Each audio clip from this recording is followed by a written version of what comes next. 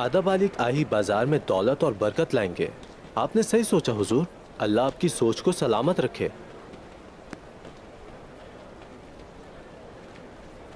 सिर्फ बाजार तक नहीं, तुम देखना अदब अली की दौलत और बरकत मेरे घर का हिस्सा बनेगी।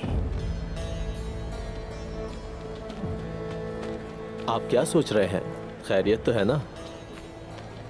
बिल्कुल खैरियत है। मुझे बाला खातून अच्छी लगी है।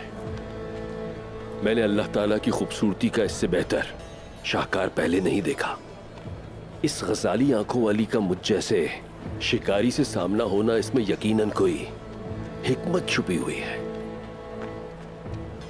लेकिन जनाब, आपकी शादी तो आईगुल से होने वाली है, तो क्या आप उसे छोड़ देंगे? भला मैं क्यों छोड़ने लगा उसे? मैं आलीशार हूं,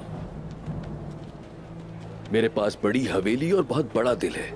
एक कमरे में सरदार की बेटी, दूसरे में शेख की। अच्छा रहेगा ना? माशाल्लाह, आप एक शेर की तरह हैं। लेकिन दुंदार साहब और अदबाली दोनों ही इस बात को कबूल नहीं करेंगे। तो ना करें वो। दुंदार की बेटी अहम नहीं है मेरे लिए।